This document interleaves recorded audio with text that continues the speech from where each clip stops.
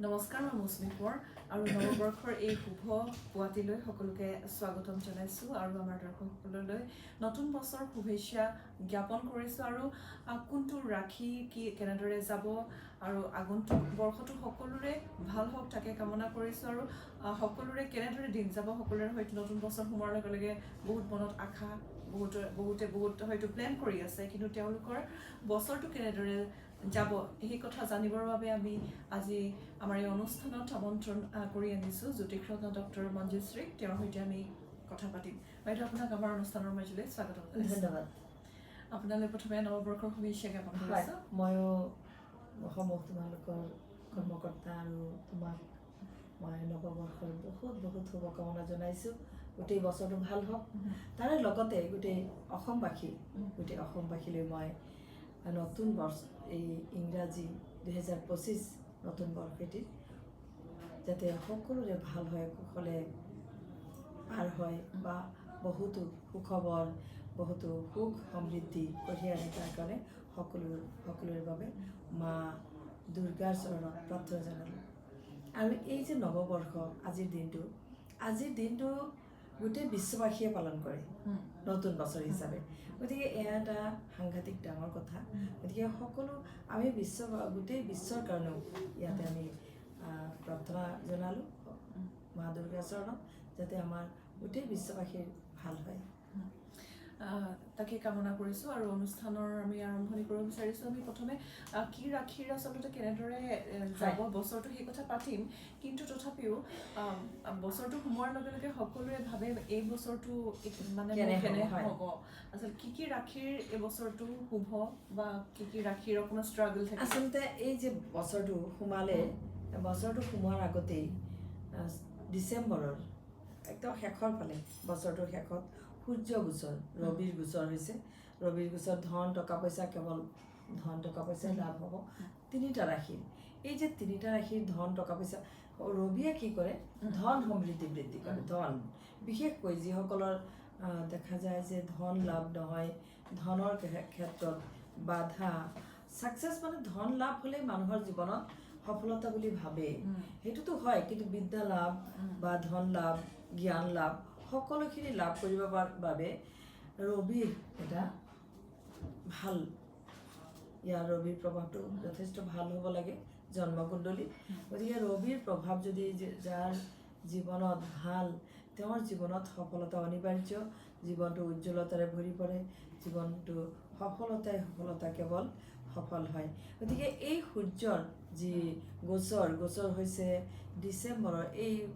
যোৱা 2024 ডিচেম্বৰৰ কেইটামান দিনৰ আগৰ পৰাই 15 ডিচেম্বৰৰ পৰা সূৰ্য গোচৰ হৈছে আৰু এই সূৰ্য গোচৰৰ যি প্ৰভাৱ এই গোচৰৰ প্ৰভাৱটো সাংঘাতিক ভাল তিনিটা ৰাশি বহুতো টকা পইচা তেওঁলোকে আৰ্ণ কৰিব আৰু তেওঁলোকৰ এই আৰ্নিংটো বাঢ়ি যাব গতিকে তেওঁলোকে চেষ্টা কৰিব লাগিব গতিকে আমি প্ৰথমতে জানি লওঁ যে কোনকেইটা ৰাশি এই 2024 ডিচেম্বৰৰ পৰা কোনকেইটা ৰাশি নতুন 2025 বৰ্ষটিলৈ কঢ়িয়াই আনিছে গতিকে যি এতিয়া ধৰা 15 ডিচেম্বৰত সূৰ্যৰ গোচৰ ধনু ৰাশিত প্ৰৱেশ কৰিছে সূৰ্য ধনু ৰাশিৰ পৰা আকৌ 30 দিন পিছত মকৰ ৰাশিলৈ যাব মকৰ ৰাশি হৈছে শনিৰ ঘৰ পিতা পুত্ৰৰ ঘৰ গতিকে মানে শনিৰ পিতৃ হৈছে ৰবি পুতেকৰ ঘৰলৈ যাব মকৰ সংক্ৰান্তিৰ দিনাখন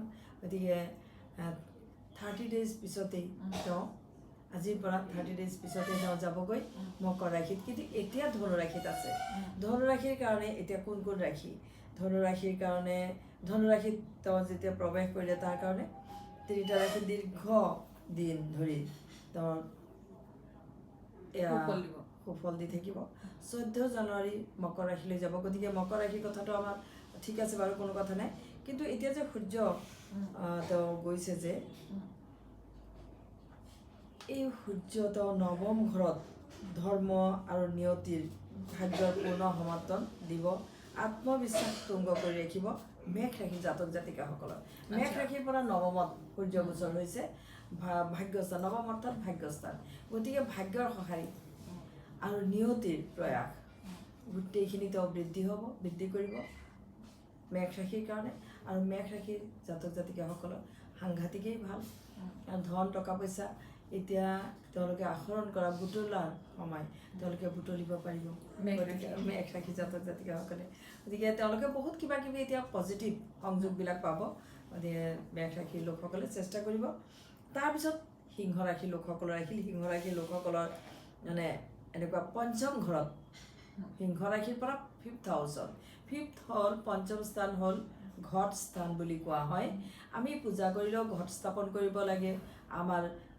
আমাৰ যিটো শৰীৰ পঞ্চভূতত, তাতেও আমাৰ শৰীৰৰ যি হাৰ্টটোক আমি ঘট স্থান বুলি কওঁ। আৰু সকলোতে আমি এটা ঘট বহাওঁ। এই যে বৰ্তমান সিংহ ৰাশিৰ পৰা তেওঁ সূৰ্য ঘট স্থানত স্থাপন হৈছে। তেওঁ তাতে স্থিতিশীল হৈ থাকিব 30 দিন। আৰু এই 30 দিনৰ ভিতৰত সিংহ ৰাশিৰ লোকসকলক বিভিন্ন ৰকমে সুখ শান্তি প্ৰদান কৰিব। তেওঁৰ নতুন যিবিলাক পৰিকল্পনা সেইবিলাক সফল কৰিব। অলৰেডি তেওঁ একেবাৰে সিংহ ৰাশিৰ লোকসকল এনেকৈ মানে স্থিতিশীল, সূৰ্য স্থিতি হোৱাৰ লগে লগে তেওঁলোক নিজেও স্থিতি হৈ গৈছে যে নাই মোৰ কামখিনি সম্পূৰ্ণ কৰিবই লাগিব। এনেকুৱা এটা মনোবৃত্তি তেওঁলোকৰ আহি পৰিছে আৰু কামত লাগি গৈছে অলৰেডি। তেওঁলোকৰ সকলো সিংহ ৰাশিৰ যোনে যেনেকুৱা পজিশ্যনত আছে তেওঁলোকৰ সেইদৰেই লাভ হ'ব। গতিকে সিংহ ৰাশিৰ লোকসকলৰ সন্তানৰ যি কামনা বা সন্তানৰ সুখ সমৃদ্ধি বৃদ্ধি হ'ব। পঞ্চম স্থানটো আৰু এটা কথা কি, পঞ্চম স্থান হৈছে ঘট স্থান।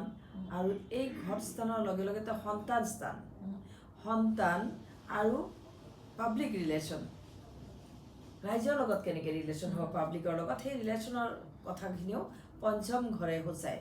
গতিকে এই পঞ্চম ঘৰত ৰবি যি উদয় হৈছে বা সংক্ৰমণ হৈছে, তেওঁ সাংঘাতিক ৰূপে সিংহ ৰাশিৰ লোকসকলক সুখ সুবিধা প্ৰদান কৰিব, সন্তানৰ সুবিধা প্ৰদান কৰিব।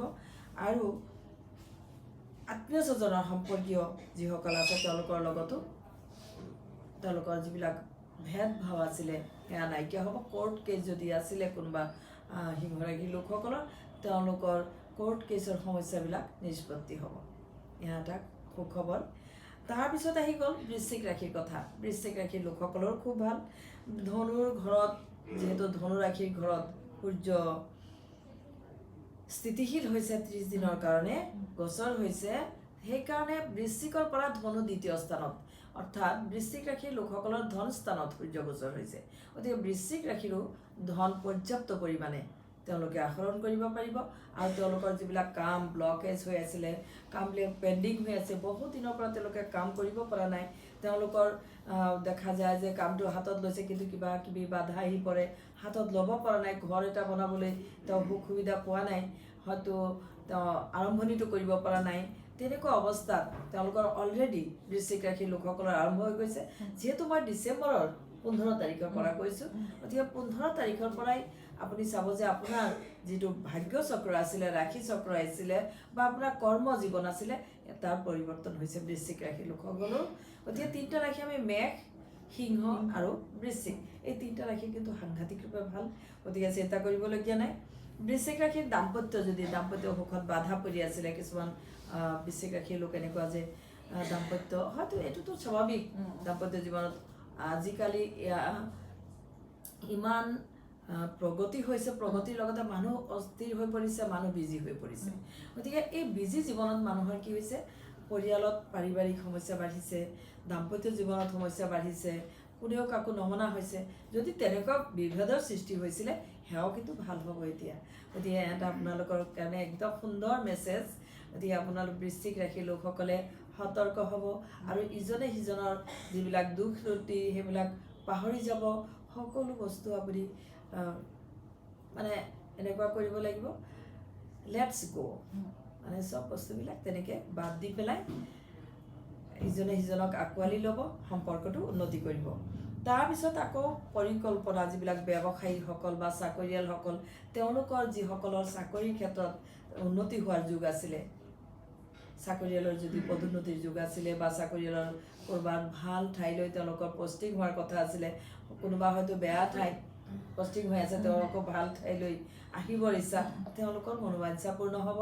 ব্যৱসায়ত যি ব্যৱসায়ীৰ লোকচান আদি হৈ আছিলে সেইবোৰো এতিয়া মেকআপ হ'ব আৰু ব্যৱসায়িক ধন প্ৰচুৰ পৰিমাণে বৃদ্ধি হ'ব। গতিকে বৃশ্চিক ৰাশিৰ কাৰণে এটা সুন্দৰ মেছেজ। আৰু সিংহ ৰাশিৰ কাৰণেতো কথাই নাই আৰু ইমান ভাল, তেওঁলোকে নিৰ্মাণ কাৰ্য, সিংহ ৰাশিৰ কিন্তু এতিয়া নিৰ্মাণ কাৰ্য খুব ধুনীয়াকৈ হ'ব। আৰু বেশ ৰাশিৰো ভাল, মেঘ ৰাশিৰ তিনিটা ৰাশি তিনিটা ৰাশিৰ একদম জয় জয় ময়